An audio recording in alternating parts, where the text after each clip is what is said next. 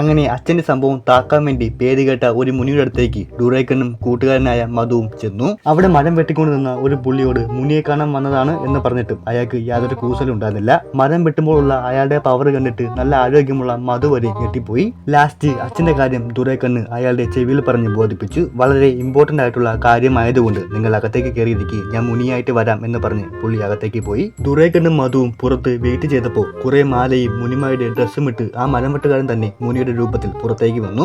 മരം വെട്ടല് പുള്ളിയുടെ സൈഡായിട്ടുള്ള ബിസിനസ് ആയിരുന്നു. ഇപ്പോഴത്തെ വശത്ത് അച്ഛന്റെ കാര്യത്തിൽ പരിഹാരമുണ്ടാക്കാൻ ഒരു പ്രശസ്തനായ ഡോക്ടറെ തന്നെ വീട്ടിലേക്ക് വിളിച്ചുകൊണ്ട് വന്നു സാമിക്കണ്ണ.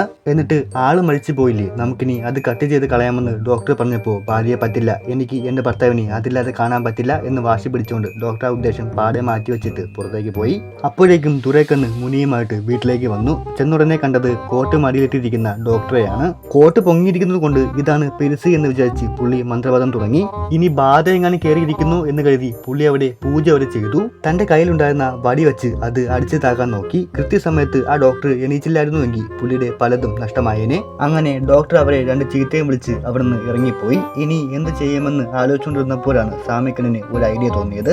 ഒരു പെട്ടി വാങ്ങി അച്ഛന്റെ ബോഡി അതിന്റെ അകത്ത് കിടത്താമെന്നായിരുന്നു സാമിക്കണ്ണ് പറഞ്ഞത്. അതിനുവേണ്ടി നല്ല വലിയൊരു പെട്ടി വാങ്ങി ബോഡി അതിന്റെ അകത്താക്കി. എന്നിട്ട് മരണകാര്യം എല്ലാവരെയും അറിയിച്ചു. ബോഡി കാണാൻ വേണ്ടി പെരുസിന്റെ കൂട്ടുകാരും കുടുംബക്കാരും എല്ലാവരും വന്നു. ഭർത്താവ് പോയതിൽ ഭാര്യയ്ക്ക് അതിയായ വിഷമം ഉണ്ടായിരുന്നു. അതിനിടയ്ക്ക് പെരുസിന് സ്റ്റാമിന കൂടുന്ന മരുന്ന് പരിചയപ്പെടുത്തി കൊടുത്ത കൂട്ടുകാർ വീട്ടിലേക്ക് വന്നു. അവർ വന്നത് ബോഡി കാണാൻ വേണ്ടിയായിരുന്നില്ല, ആ മരുന്ന് എവിടെ വച്ചേക്കണമെന്ന് അന്വേഷിക്കാൻ വേണ്ടിയായിരുന്നു. അപ്പോഴേക്കും നിലവിളിച്ചുകൊണ്ട് ഒരു സ്ത്രീ പെരുസിന്റെ ബോഡിയുടെ അടുത്തേക്ക് വന്നു. എന്നിട്ട് എന്നെ വിട്ട് പോയോ എന്ന് ചോദിച്ചുകൊണ്ട് നെഞ്ചത്തടിച്ച് കരയുന്നുണ്ടായിരുന്നു. പെരുസിന്റെ മക്കൾക്കും മരുമക്കൾക്കും ഈ പുള്ളിക്കാരി ആരാന്നോ ഇവർക്ക് പെരുസുമായിട്ട് എന്താണ് ബന്ധമെന്ന് പോലും അറിയില്ലായിരുന്നു. ഇനി എന്നെ സ്നേഹിക്കാൻ ആരുമില്ല എന്ന് പറഞ്ഞ് പുള്ളിക്കാരി കരഞ്ഞുകൊണ്ടിരുന്നപ്പോ പെരുസിന്റെ മറ്റേ ഭാര്യയ്ക്ക് ദേഷ്യം കയറി വന്നു. നീ ആരാ, എന്താ നിന്റെ ഉദ്ദേശം എന്ന് ദേഷ്യപ്പെട്ട് ചോദിച്ചപ്പോൾ ഈ കിടക്കുന്ന ആള് താലി കെട്ടിയ പൊണ്ടാട്ടിയാണ് ഞാൻ എന്നവൾ പറഞ്ഞു.